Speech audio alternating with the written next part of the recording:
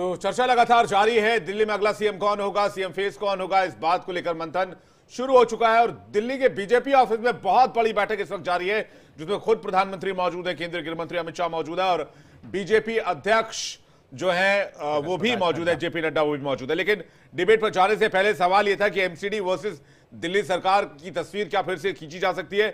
मेरे साथ विक्रमजीत लगातार बने हुए आम आदमी पार्टी के प्रवक्ता और साथ ही तस्वीर भी हम दिखा रहे हैं। प्रधानमंत्री मोदी जो है वो यहां से जाते हुए, जैसा कि हमने बड़ी जानकारी दी कि बैठक चल रही थी, वो बैठक खत्म हुई है और प्रधानमंत्री रवाना होते हुए बीजेपी दफ्तर से। इस तस्वीर को भी बनाकर रखिएगा, साथ ही सभी मेहमानों को स्क्रीन पर लेकर आइए। और विक्रमजीत जी से मेरा सवाल, एमसीडी के मेयर आपके एमसीडी पर आपका दबदबा है, तो फिर क्या वही टसल के बीच में दिल्ली की जनता फंसेगी? नहीं, देखिए, हमारी जो पार्टी है वो आम लोगों की बेहतरी के लिए है, आम लोगों की राहत के लिए है। तो हम किसी भी तरह से वैसा रवैया अख्तियार नहीं करेंगे जैसा एलजी साहब के जरिए भारतीय जनता पार्टी की सरकार ने किया है। लोगों के राहत के मामले में हम बिल्कुल साथ हैं, हम तो लोगों की राहत चाहते हैं। और इसीलिए मैंने कहा कि अगर हमें अब दिल्ली की जनता ने कहा कि आप विपक्ष में बैठिए, तो हम विपक्ष में भी उनकी बेहतरी के लिए ही कार्य करेंगे। असल वहां नहीं होगी जहां भारतीय जनता पार्टी कोई गलत कार्य करेगी तो आवाज उठाएंगे। दिल्ली की जनता के साथ अगर हमें लगे भारतीय जनता पार्टी की सरकार इंसाफ नहीं करेगी तो उसकी आवाज उठाएंगे। लेकिन हम फाइलें रोकने का या किसी किस्म की टसल पैदा करने का, रुकावट पैदा करने का वो हमारी फितरत नहीं है, क्योंकि हम तो आई जनता की बेहतरी के लिए हैं। आम आदमी पार्टी अगर बनी है तो आम परिवारों की बेहतरी के लिए। आज मेरे जैसा आम परिवार का एक साधारण आदमी भी आपके चैनल पे बैठा है कि आम आदमी की पार्टी की वजह से ही मुमकिन हुआ है। तो हम आम आदमी की बेहतरी के लिए, दिल्ली की जनता के लिए बेहतरी के लिए काम करेंगे, चाहे पहले सत्ता में थे चाहे अब विपक्ष में। ये हम क्लियर हैं इस मसले। विक्रम जी, मेरा एक सवाल है बेसिक। देश के अंदर 3 जो है केंद्र शासित प्रदेश है, अन्य 2 प्रदेशों में भी मुख्यमंत्री हैं, आपके जम्मू कश्मीर में और पुदुचेरी में। तो जो स्थिति जो है दिल्ली के अंदर उत्पन्न होती है वो अन्य 2 केंद्र शासित प्रदेशों में नहीं दिखाई देती। तो इसलिए ये प्रश्न जो है खड़ा होता है स्वाभाविक तौर पे, आपसे इसलिए पूछा जाता है। जो देखिए, उसमें मैं एक चीज मैं आपको बहुत रिस्पेक्टफुली, आप मेरे बहुत आदरणीय हो, दिल्ली के अंदर जो इन्होंने नोटिफिकेशन ला के, पहले तो पूर्ण राज्य की बड़ी बात की थी भारतीय जनता पार्टी, 2014 से कहती रही दिल्ली को पूर्ण राज्य का दर्जा दीजिए। उसके बाद इन्होंने नोटिफिकेशन ला के जो कार्य किए वो बाकी 2 यूनियन टेरिटरीज में नहीं किए। और उसके बावजूद भी हम तो यही कहेंगे, ठीक है, भारतीय जनता पार्टी 27 साल बाद सत्ता में आई है, 5 साल को पहले वाला काम नहीं करेगी, 3 मुख्यमंत्री नहीं बदलेगी और लोगों की बेहतरी के लिए काम करेगी। आम आदमी पार्टी बाउंस बैक भी करेगी, आपके सामने है, और बढ़िया तरीके से काम करेगी। और कहीं हम रुकावट जहां जनता को राहत का काम है वहां किसी किस्म की हमारी पार्टी रुकावट नहीं पैदा करेगी, चाहे हम एमसीडी में चाहे हम विपक्ष में हैं। एक चीज। दूसरी चीज हम जरूर तवक्को रखेंगे, मैं जरूर इसमें डिफर करता हूं कि जहां डबल इंजन की बात आती है वो अलोकतांत्रिक शब्द है, मैं उससे सहमत नहीं हूं। मैं, क्योंकि चाहे कोई सत्ता में भी आ रहा है वो भी लोगों की दी हुई ताकत है, चाहे हम विपक्ष में है वो भी लोगों का दिया हुआ एक जिम्मेवारी है, तो उसको उस तरह से निभाना चाहिए। कोई मालिक नहीं, देश का मालिक तो जनता ही नहीं। ये मालिक वाला शब्द जो हम सुनते हैं, ये तो शायद केजरीवाल जी ने कहीं पे बोलते हुए कहा था कि दिल्ली के मालिक कौन, विधानसभा, दिल्ली के मालिक हम, विधानसभा में कहा था उन्होंने। नहीं, वो मालिक उन्होंने उस लहजे में नहीं कहा था। जब भारतीय जनता पार्टी के केंद्रीय लीडरशिप ने, बीजेपी तो उसी लहजे में साफ साफ दिखाती है। नहीं, उसको देखिए कह रहे थे कि दिल्ली के मालिक हम हैं, आज जो है वो मालिक बदल गया।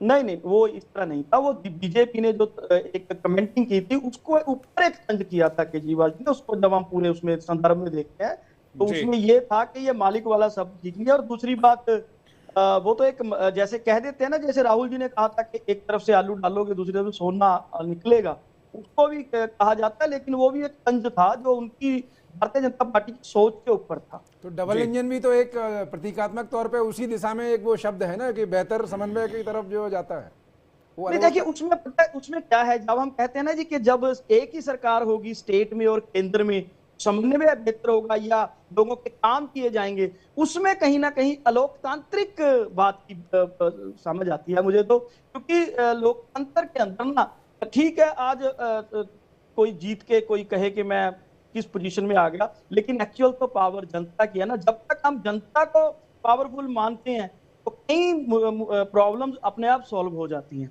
सौरभ तो दुबे के इसमें- पास जा रहा हूं। सौरभ दुबे जी, आप लोगों ने बहुत एलजी ने ये कर दिया, एलजी ने वो ऑर्डर दे दिया, एलजी ने ऐसे और लेटर जारी कर दिया एलजी ने, अब क्या एमसीडी। देखिए एलजी की बात आप कर रहे हैं, भारतीय जनता पार्टी ने तो कभी एलजी कहा ही नहीं। ये तो जो लगातार जो सत्ता में थी दिल्ली के आम आदमी पार्टी, उन्होंने ही बार बार जो है एलजी का नारा लगाया कि एलजी हमें काम नहीं करने दे रहे हैं, एलजी हमारी फाइलें रोक रहे हैं। और जहां तक मुझे एमसीडी की बात लगती है, देखिए एक बड़ा वर्ग अभी इस चुनाव में आपने नोटिस नहीं किया, एक बड़ा वर्ग आम आदमी पार्टी के, चाहे वो पूर्व विधायक रहे हो, चाहे कार्यकर्ता रहे हो, चाहे बड़े नेता और चाहे कैलाश गहलोत जैसे मंत्री, वो आम आदमी पार्टी को छोड़ करके भारतीय जनता पार्टी में गए हैं, शामिल हुए हैं। और अभी तो आपको एक्शन का रिएक्शन देखने को मिलेगा। अभी तो ये हार हुई है, रात बीतने दीजिए। क्या मुझे लगता है कि आम आदमी पार्टी के अंदर कुछ बगावत के सुर, बहुत बड़े सुर आ सकते हैं। और जहां तक एमसीडी की बात है, देखिए एमसीडी में नहीं, हवाई बात मत कीजिए ना, कुछ दावे हैं, कुछ फैक्ट है आपके पास, कीजिए बात भी वो बताइए ना। आप कह रहे हैं बगावत के, तो आप क्या कह रहे हैं, आम आदमी पार्टी टूट जाएगी रातों रात? नहीं सौरभ जी, आप ये कह रहे हैं कि वो खुद टूट जाएगी या बीजेपी तोड़ लेगी?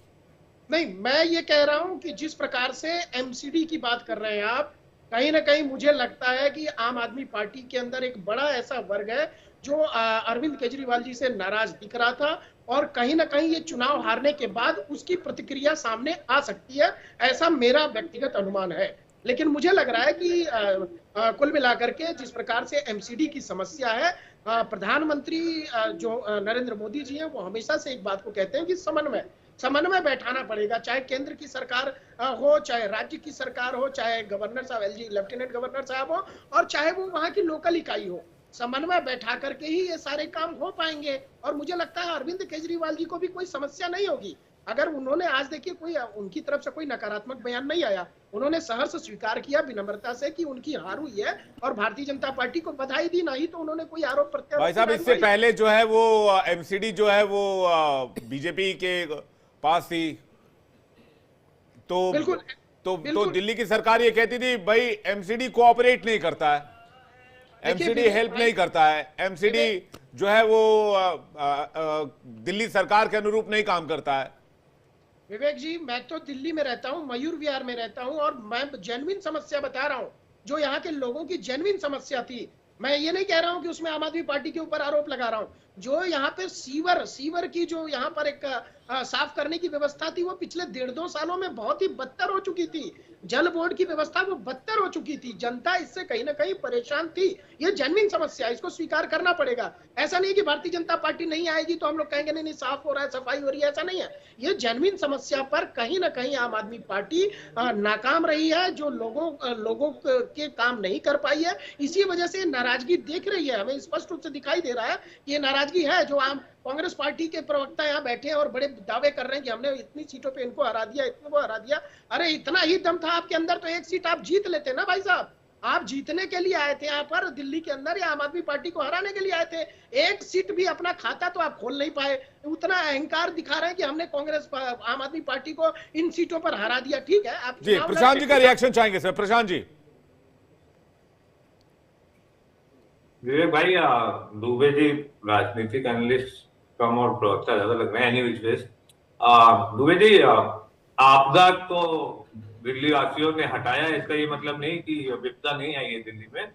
और 24 मई 2014 को 100 दिन के अंदर काला धन आने वाला था, और आज प्रधानमंत्री जी ने लगभग 10 बार यमुना माता का नाम लिया, लेकिन एक बहुत ही इंटरेस्टिंग नाम साथ में लिया, अन्ना हजारे जी का। क्योंकि जो यमुनोत्री है, जहां से ये पार्टी निकली है झाड़ू, वो यमुनोत्री वही अन्ना हजारे हैं जो आरएसएस के मुखपत्र बन करके बैठे हुए थे रामलीला मैदान में आज से 10 साल पहले। वहीं से निकले कुमार विश्वास, वहीं से निकले अरविंद केजरीवाल, वहीं से निकले किरण बेदी, वहीं से निकले मनीष सिसोदिया। तो ये आप ही के द्वारा पैदा किए बसपा थे जो 10 साल से आप ही को चैलेंज कर रहे थे। और अब तीसरी बात आता हूँ, आशा करता हूँ और उम्मीद करता हूँ कि आने वाली दिवाली में, अभी होली नहीं आई है, आने वाली दिवाली में AQI मयूर विहार फेज 1 में या मयूर विहार फेज 2 में या बगल में DLF मॉल में जो खुले तौर से दारू बिकती है, वहां पे दारू का जो है वो वितरण बंद हो जाएगा पार्क में। और पीछे जो आप गाजीपुर बॉर्डर NH-24 से जाते हैं तो कूड़े का पहाड़ पूरा नहीं तो कम से कम आधा तो साफ हो ही जाएगा। आशा करता हूं कि आप पंजाब की सरकार चलने देंगे। आशा करता हूं कि पंजाब में कोई विघटन नहीं होगा।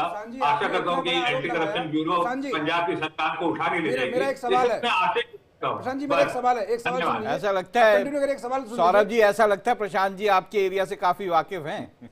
नहीं राहुल जी, सर मैं वही रहता था, क्या सौरभ भी रहते हैं, समाचार अपार्टमेंट में मैं भी रहता था। प्रशांत जी मेरा एक सवाल, एक सिंगल सवाल है।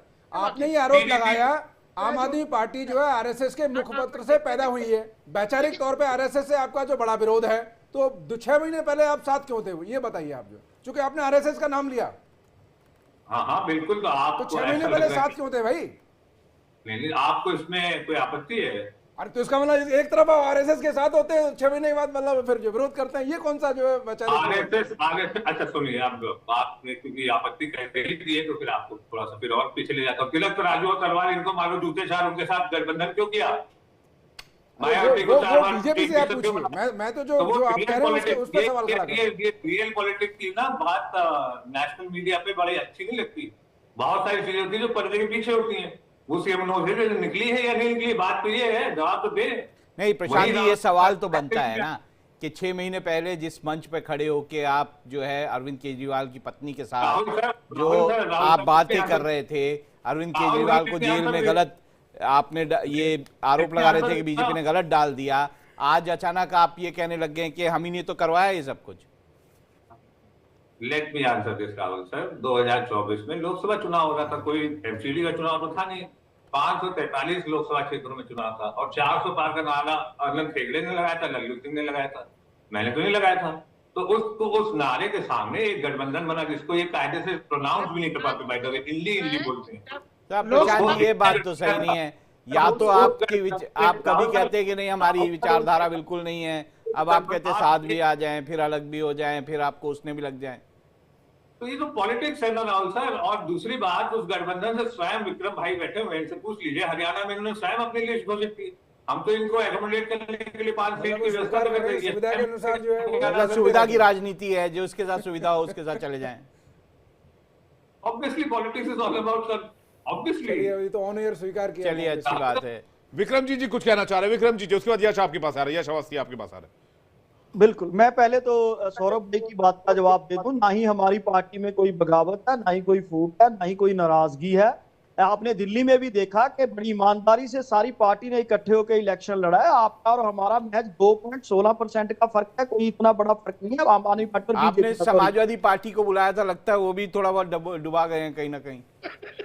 राहुल जी वो आए, उनका हम सत्कार करते हैं, उनका हम धन्यवाद भी करते हैं। हम अपने एक एक कार्यकर्ता का धन्यवाद। यादव बहुल्य इलाके में गए और वहीं हार गए बादली। देखिए राहुल जी, इसके बारे में ये नहीं कह सकते कि हम उनके कारण हम तो उनका आज भी इस चीज के लिए धन्यवाद करते हैं कि वो हमारी पार्टी की तो मदद के लिए आए। एक चीज मैं बताता हूँ, भारतीय जनता पार्टी और हमारी सीटों में फर्क जरूर है, लेकिन जब आप देखोगे वोट शेयर का तो 2.16% का महज वोट शेयर का फर्क है। और दूसरी चीज जो हमारे मित्र कांग्रेस वाले बोल रहे थे, तो मैं इनको बता दूं कि अगर आपने इतना ही अच्छा आपका काम होता ना तो आप बीजेपी की खुराक ना बन जाते। मैं स्पष्ट कहता हूं कि कांग्रेस बीजेपी की खुराक है। जहां कहीं भी बीजेपी को कमी महसूस होती है तो भारतीय जनता पार्टी आराम से कांग्रेस को तोड़ती है, इसके नेताओं को तोड़ती है, अपनी नंबर गेम को पूरा कर लेती है। यहां तक के इनकी तो बनी बनाई सरकारों में से भी इनके लीडर भाग जाते हैं। तो इनको इसीलिए दिल्ली की जनता, अगर इन्होंने कुछ बहुत अच्छा किया होता ना तो 3 बार लगातार हैट्रिक में 0 ना आते। इस बार भी दिल्ली की जनता ने इनको हीरो नहीं बनने दिया, 0 ही रखा। कितनी बार याद दिलाएंगे उनको 0-0-0? वो मान चुके हैं कि हमारा नहीं बन पाया काम। मैं उसका कारण बता रहा हूं ना जी। दिल्ली की जनता ने अगर हमें नहीं सरकार बनाने का मौका दिया, लेकिन उन्होंने कहा कि नहीं आप असेंबली में आवाज उठाओ, आप अपना नेता प्रतिपक्ष दो। इनको तो कहा कि आप भाई दर्शक दीर्घा में बैठ लेना, तो आप असेंबली में नहीं बैठोगे। 3 बार से हो चुका है ये।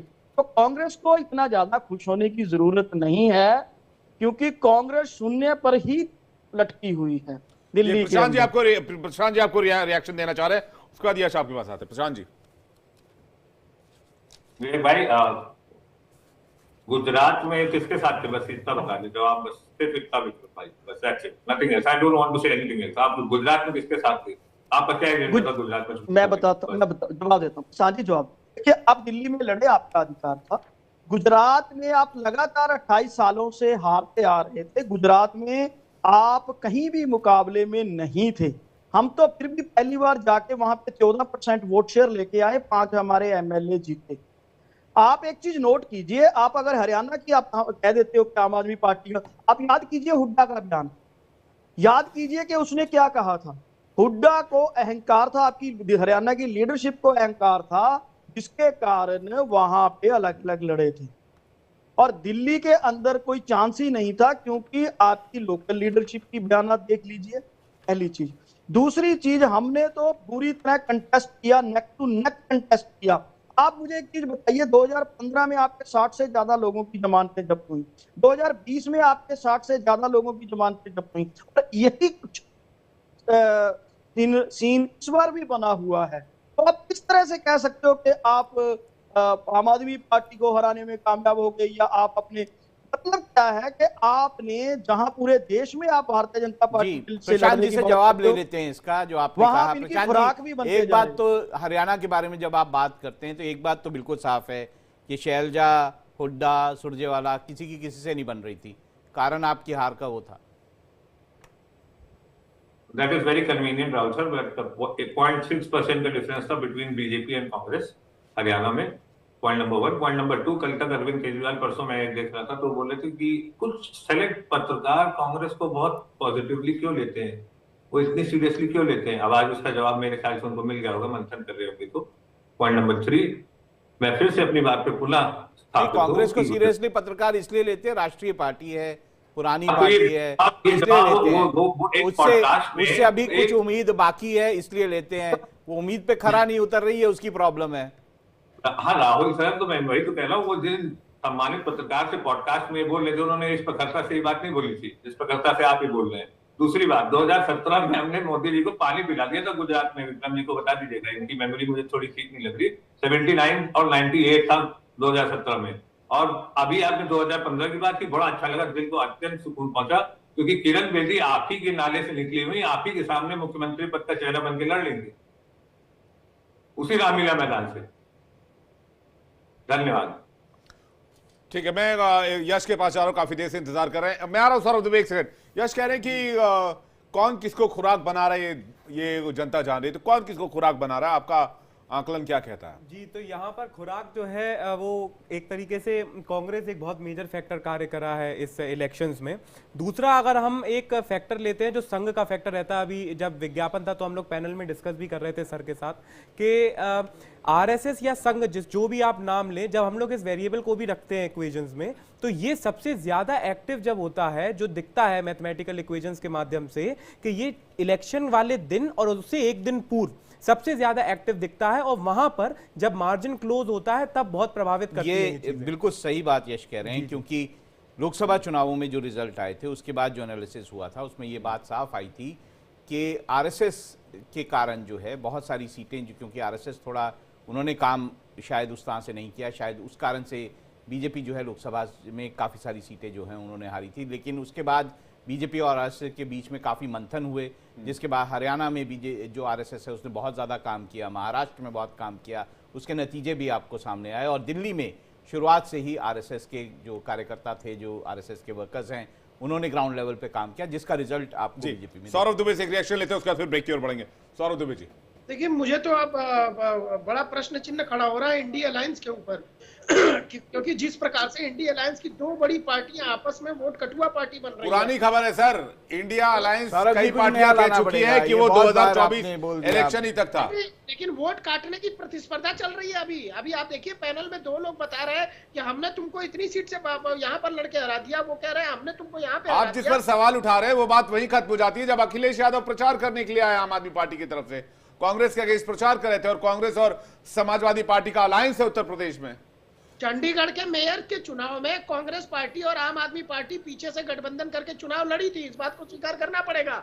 और क्या आगे से ये इस गठबंधन में अलायंस में नहीं रहेंगे, ये तो क्लियर करना चाहिए, मैसेज यहाँ पर देना चाहिए इनको, क्योंकि ऐसा नहीं चलेगा। कह दिया प्रशांत जी ने, कन्वीनियंस की पॉलिटिक्स है, जब जो सुविधा होगी